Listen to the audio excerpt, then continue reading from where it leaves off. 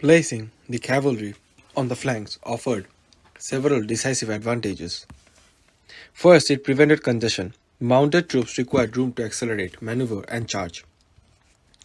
If they were placed behind or inside dense infantry formations, horses would become trapped and lose the momentum that made cavalry effective. Second, it protected the infantry's export sites. As infantry line was strongest facing forward, its flanks were vulnerable when its flanks were vulnerable because soldiers carrying shield and weapons optimized for frontal combats. Enemy cavalry attacking from sides could roll up an entire formation. Friendly cavalry on the wings acted as a shield against this. Third, it enabled flanking attacks. Once the opposing cavalry had been defeated, victorious horsemen could ride around the enemy infantry and strike from the side or rear. Most infantry formations, even disciplined ones, were far less effective when attacked from multiple sides. Fourth, cavalry would exploit breakthroughs.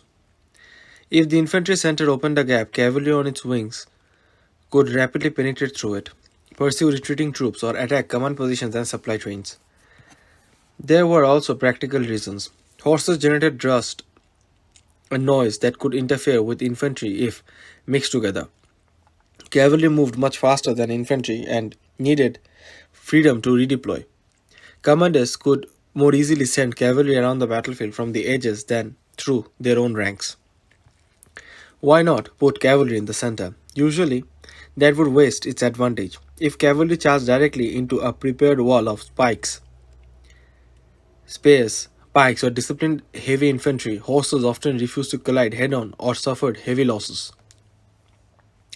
The center was typically where the enemy's strongest infantry stood, making it least favorable place for mounted attacks. Did armies ever put cavalry in the center? Yes, but usually under specific circumstances. Heavy cavalry was sometimes held in reserve behind the infantry to exploit opportunities. Armies composed primarily of cavalry, such as many Mongol, Turkics, steppe forces, didn't follow the classic infantry center layout. Commanders occasionally massed cavalry in the center for a decisive breakthrough if the terrain and enemy formation made it advantageous. Some armies concealed cavalry behind infantry or terrain to launch surprise attacks. These were exceptions rather than the norm. A classic example. At the Battle of Gaugamela, Alexander the Great positioned his elite companion cavalry on the right wing. After fixing the Persian army in place with his infantry, he led the cavalry into a gap, broke through, and drove directly towards Darius III. The decisive maneuver came from the flank rather than a frontal assault. In short, cavalry occupied the flanks because that position maximized its strength, mobility, speed, maneuver, and the ability to attack vulnerable sites and rear while protecting its own infantry from the same threat. Why was cavalry always on the flanks? Part 1. The battlefield puzzle. If you look at any major battle before the 20th century, from Alexander the Great to Napoleon Bonaparte, one pattern appears again and again. Infantry forms the center, archers and artillery support from behind or between the lines, and cavalry occupies the wings. It seems so consistent that many people assume it was tradition. But military commanders were not placing their most expensive troops on the flanks because of ceremony. They were doing it because the battlefield itself demanded it. The placement of cavalry on the flanks was one of the most enduring tactical principles in military history because it maximized the strength of mounted troops while minimizing their weaknesses. Horses gave armies speed, reach, and striking power, but they also imposed severe limitations. A horse weighing hundreds of kilos could not easily maneuver through dense infantry formations. Cavalry needed room to accelerate, wheel, and exploit openings. The battlefield edges naturally provided that freedom of movement. To understand why this arrangement survived for more than 2,000 years, we first have to understand that ancient and medieval battles were rarely chaotic free for alls. The best armies fought as carefully organized systems. Infantry pinned the enemy in place, missile troops weakened and disrupted formations, cavalry acted as the mobile arm that decided where and when the decisive blow would fall. Every branch had a specific function, and moving cavalry away from the flanks would often disrupt the entire battle plan. There was another reason rooted in geometry rather than weaponry. Every formation has a front, but it also has sides. Soldiers facing forward can defend what is directly ahead. Their shields, spears, swords, and attention are concentrated towards the enemy in front of them. Their flanks, however, are inherently weaker because they cannot easily fight in multiple directions at once. The enemy that controlled the flanks often controlled the battle itself. The simple reality shaped warfare across civilizations. Greek phalanx, Roman legions, Persian armies, medieval knights, Ottoman sipahis, Mughal cavalry, and Napoleonic cuirassiers all operated under the same fundamental logic. The cavalry's job was not merely to charge, it was to dominate the battlefield's open spaces, protect its own army's vulnerable sides, and threaten the enemies and create opportunities that infantry alone could never achieve. And today we will explore why cavalry almost always occupied the wings of the army, how terrain influenced these decisions, why commanders rarely placed cavalry at the center, how famous generals exploited the flanks to win seemingly impossible victories, and why this tactical principle remained dominant until the arrival of modern firepower, fundamentally transforming warfare. Part 2. Space was the cavalry's greatest weapon. The power of cavalry didn't come from the horse alone, it came from motion. A stationary horse was little more than an elevated platform for a soldier. The horse, moving at full speed, carrying the combined weight of the animal, rider, armor, and weapons, became a weapon capable of breaking formations, creating panic, exploiting weaknesses faster than any infantry force could react. Everything about cavalry depended on maintaining momentum. Unlike infantry, mounted troops required enormous amounts of open ground. A cavalry regiment could not simply march through tightly packed infantry without creating confusion. Horses needed room to align themselves, accelerate, maintain formation, and execute coordinated turns. Even highly disciplined cavalry units could become ineffective if forced to operate in confined spaces. The battlefield's flanks naturally provided this operational freedom. Acceleration was particularly important. A cavalry charge was not an instant event. Riders often began several hundred meters away from the enemy, gradually increasing speed while maintaining formation. The objective was to arrive as a unified mass rather than as scattered formations. A broken formation lost much of its psychological and physical impact. The longer and clearer the approach, the greater the chance of delivering a decisive shock. This explains why commanders rarely placed cavalry behind the infantry center. Imagine thousands of infantrymen standing shoulder to shoulder with long spears or pikes. If the cavalry wanted to charge, they first had to move through friendly troops, creating delays, collision, and disorder. By the time they reached open ground, much of their speed and cohesion would have been already lost. The infantry itself became an obstacle.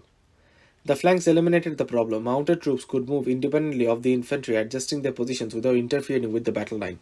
If an enemy weakness appeared, cavalry could exploit it immediately. If reinforcements were needed on another wing, cavalry could redeploy rapidly along the army's outer edge. This operational flexibility made them the battlefield's most responsive force. The horse also gave commanders something infantry could never provide: strategic reach during the battle itself. Infantry advanced at walking speed and changed direction slowly. Cavalry could travel several times faster, covering large portions of the battle in minutes. This allowed commanders to reinforce and threaten sectors, pursue retreating enemies, and intercept hostile cavalry, or exploit breakthroughs before the enemy could recover. In many ways, cavalry functioned as the armored maneuver force of the pre-industrial world. Just as modern armored divisions rely on mobility rather than simple firepower, cavalry relied on speed, maneuver, and operational freedom. The battlefield's open wings gave them exactly what they required. The center crowded with thousands of infantrymen locked in close combat, denied them every advantage that made mounted warfare effective. Part 3. Protecting the army's greatest weakness, the flanks. An army's front was designed for combat, its flanks were not. Ancient and medieval infantry formations concentrated nearly all of their defensive power towards the enemy directly ahead. Greek hoplites overlapped shields to form an almost continuous wall. Roman legionaries presented organized ranks with shields and short swords, ready for frontal combat. Medieval pikemen lowered forests of spear pointing towards approaching enemies. Every formation assumed that the primary threat would come from the front. The moment an attack arrived from the side, those advantages began to disappear. A soldier cannot simultaneously face forward and sideways while maintaining formation. Shields leave one side exposed. Spears lose effectiveness when enemies appear at 90 degrees. Tight formations that provide strength against frontal attacks become obstacle when men attempt to turn together. As units pivot, gaps appear. Those gaps become entry points for enemy troops, and once cohesion begins to break down, the collapse often accelerates. Cavalry was uniquely suited for the cavalry was uniquely suited to exploit this vulnerability. Unlike infantry, mounted troops could ride around the enemy line instead of fighting directly through it. If the opposing cavalry had been defeated, the victorious horsemen could sweep along the enemy's exposed side, attacking officers, missile troops, reserves, or the rear of the infantry. Even disciplined soldiers found it difficult to fight effectively when threatened from multiple directions at once. This made the cavalry duel on the wings one of the most important phases of many battles. Before either side could launch devastating flanking attacks, each had to eliminate or drive away the opposing cavalry. The struggle on the flanks were therefore not a secondary engagement. It only determined whether the infantry in the center would survive or become surrounded. The consequences of losing the flanks would be catastrophic. Once hostile cavalry reached an enemy's rear, communication became difficult. Reserves would be disrupted before entering battle. Supply wagons were vulnerable. Commanders themselves could become targets. Soldiers who believed they were being encircled frequently lost confidence, and panic could spread far more quickly than physical casualties.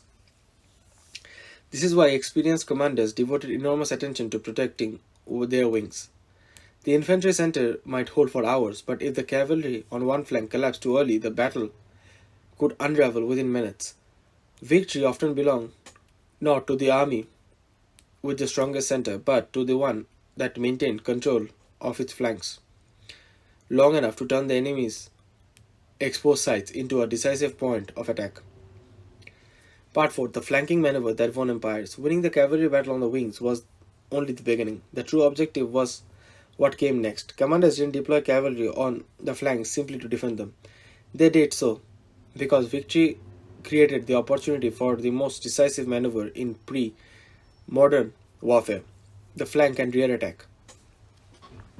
Imagine two infantry armies locked together in the center of the battlefield. Thousands of soldiers are engaged in brutal close combat, pushing, stabbing, and struggling to maintain formation. Their attention is fixed entirely on enemy direction in front of them. Then suddenly mounted troops appear on one side. Moments later, more cavalry emerges behind them. The infantry is now threatened from three directions simultaneously. This was the nightmare every commander sought to inflict and desperately tried to avoid. Unlike infantry, cavalry didn't need to break through the enemy's strongest point. They simply rode around it. Once they defeated the opposing cavalry and the battlefield opened before them, they could attack the rear of the infantry, overrun archers, capture artillery, eliminate reserves before they entered combat, or strike directly at the enemy commander. Every option multiplied pressure on an already engaged force. Psychology often proved even more important than physical destruction. Soldiers who believed they were surrounded frequently lost the will to fight. Ancient and medieval battles were won less by killing every opponent than by convincing one army that continued resistance was hopeless. A unit that maintained discipline while facing the enemy front could collapse within minutes when attacked from behind. Once a few men began to flee, others often followed, turning an organized withdrawal into a general rout. This pattern appears repeatedly throughout military history. At the Battle of Cannae, Hannibal desperately and deliberately allowed his center to bend. while his cavalry defeated the Roman horsemen on the wings. The victorious cavalry then attacked the Roman infantry from the rear, completing one of history's most famous double envelopments. Tens of thousands of Roman soldiers found themselves trapped and unable to maneuver or escape. A similar principle appeared at the Battle of Gaugamela. Alexander the Great convinced his elite companion cavalry on the right wing, rather than launching a reckless frontal assault against the massive Persian army, he maneuvered until a gap appeared, then led a rapid cavalry strike towards Darius III himself. The Persian command structure collapsed, and the battle was effectively decided much. The Persian command structure collapsed, and the battle was effectively decided before much of the army had been physically destroyed. These victories demonstrate a recurring truth of pre-modern warfare. Infantry usually fixed the enemy in place. Cavalry decided whether the battle would end. The flanks were not merely defensive positions, they were launchpads for the maneuver that transformed a hard-fought engagement into a decisive victory capable of destroying entire armies and in many cases entire empires. Part 5. When cavalry didn't stay on the flanks. Despite the general rule, history contains numerous battles where cavalry didn't remain exclusively on the wings. These exceptions are important because they reveal that military doctrine was never absolute. Great commanders adapted their formations to terrain, enemy tactics, and the composition of their own armies. The flanks were the default position for cavalry, but not an unbreakable law. One common exception occurred when cavalry was held in reserve behind the infantry rather than being deployed immediately. Instead of committing every mounted unit at the beginning of the battle, commanders sometimes kept elite cavalry untouched until the decisive moment. Fresh horses and rested riders could exploit breakthroughs, reinforce collapsing sectors, or pursue retreating enemies with maximum effectiveness. This reserve represented operational flexibility rather than vested strength. Another exception appeared in armies where the cavalry was the dominant combat arm rather than infantry. The great nomadic empires of the Eurasian steppe, the great nomadic empires of the Eurasian steppe, including the Mongols, Turks, Huns, and various Turkic Khanates, organized warfare around mounted forces. Their armies often consisted almost entirely of horsemen. Without a large infantry center to anchor the formation, the traditional concept of cavalry occupying the flanks became largely irrelevant. Every direction became a maneuver space. The Mongols demonstrated this better than any civilization before modern era. Their horse archers could advance, retreat, split into different formations, and regroup as well as attack again with extraordinary speed. Instead of seeking one massive collision, they stretched the battlefield over many kilometers, exhausting the enemy through constant movement, missile fire, and deception. Feigned retreats lured opposing armies out of formation before heavily armed cavalry delivered the decisive attack. Mobility replaced static battle lines as the foundation of victory. Terrain could also force commanders to abandon conventional deployments, dense hills, marshes, steep hills, mountain passes, urban environments, and severely limited mounted operations. Horses struggled on unstable ground, and large cavalry formations could not maneuver effectively through narrow spaces. Under such conditions, cavalry often fought dismounted, remained in reserve, or played only a minor role while infantry assumed primary responsibility for the battle. The rise of pike formations during the late medieval and Renaissance period further complicated cavalry tactics. Swiss pikemen and later Landsknechts formation presented dense forests of long pikes extended several meters beyond the front rank. Direct cavalry charges against disciplined pike squares became extraordinarily dangerous. Commanders increasingly used cavalry to threaten the flanks, attack isolated units, pursue defeated enemies, or exploit gaps created by infantry and artillery rather than attempting frontal assaults against prepared defensive formation. These exceptions didn't invalidate the traditional deployment of cavalry. Instead, they demonstrated a broader military principle that has remained constant across centuries. Tactics exist to solve specific problems, not to satisfy rigid doctrine. Whenever the battlefield, technology, or composition of the army changed, commanders adjusted accordingly. The placement of cavalry on the flanks endured for centuries because, under most conditions, it remained the most effective solution to the problems of maneuver, protection, and decisive offense action. Part 6. The decline of flanking cavalry doctrine. For nearly 3,000 years, cavalry dominated the battlefield as the fastest and most mobile arm of an army. From the chariots of the Bronze Age to the armed cuirassiers of Napoleon, commanders relied on mounted troops to protect the flanks and exploit breakthroughs as well as pursue defeated enemies. Yet, by the early 20th century, this doctrine had largely disappeared. The reason was not that fought. The reason was not that generals fought how to use cavalry. The reason was not that generals forgot how to use cavalry. It was that technology fundamentally changed. It was that technology fundamentally changed the battlefield. The first major challenge came from firearms. Early muskets were slow, inadequate, and cumbersome, allowing cavalry to retain much of its battlefield value. A charging horseman could often close the distance before infantry managed to reload. As firearms became faster and more reliable and more accurate, the balance gradually shifted. Infantry no longer depended solely on pikes and spears to stop mounted charges. Repeating rifles, breech-loading weapons, and disciplined volley fire made frontal cavalry assaults increasingly costly. Artillery accelerated this transformation. Improvements in range, explosive shells, and the rate of fire meant that cavalry formation could be targeted long before they reached the enemy. A tightly packed cavalry regiment, once valued for maintaining cohesion during a change, now presented an ideal target for modern guns. The very concentration that had once produced battlefield shock now increased vulnerability. Machine guns completed the revolution. During conflicts such as the Second Boer War and especially World War I, mounted troops discovered that speed alone could not overcome sustained automatic fire. Horses were large, exposed targets, and machine guns couldn't cut down charging formations in seconds. Open ground, once the cavalry's greatest advantage, became a killing zone dominated by modern firepower. The battlefield itself also changed. Trenches, barbed wire, fortified gun nests, and dense artillery barrages fragmented the landscape into obstacles that horses could neither cross nor bypass easily. Instead of fluid maneuver across wide plains, armies fought prolonged positional battles where mobility mattered less than protection and firepower. The classic image of cavalry sweeping around an infantry line became increasingly impractical. Ironically, the tactical role that cavalry had perfected didn't disappear, it evolved. Tanks, armored personnel, carriers, mechanized infantry, helicopters, and later fast armored brigades assumed many of the same operational functions. They protected flanks, exploited breakthroughs, and encircled enemy formation, as well as pursued retreating forces with far greater speed, protection, and firepower than horses could ever provide. The principle survived even though the horses didn't.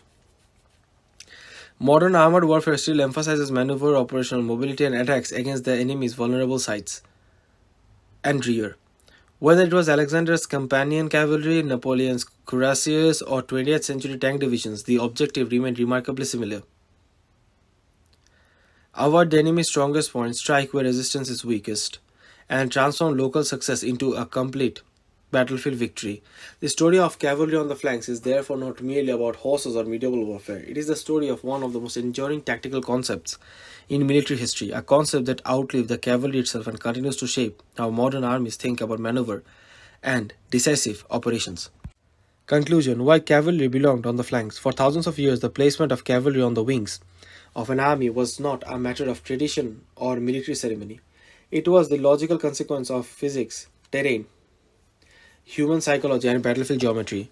Horses required open ground to maneuver. Infantry required protection for their vulnerable sites. Commanders needed a fast-moving force capable of responding to changing circumstances faster than soldiers on foot ever could. The flanks satisfied all of these requirements simultaneously.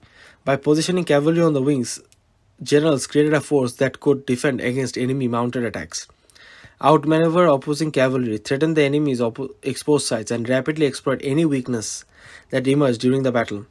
Once the cavalry gained superiority on the flanks, the character of the battle often changed completely. Infantry might still be fighting in the center, but the decisive moment usually came when mounted troops appeared where the enemies least expected them, on the flank, in the rear, or racing towards the command position.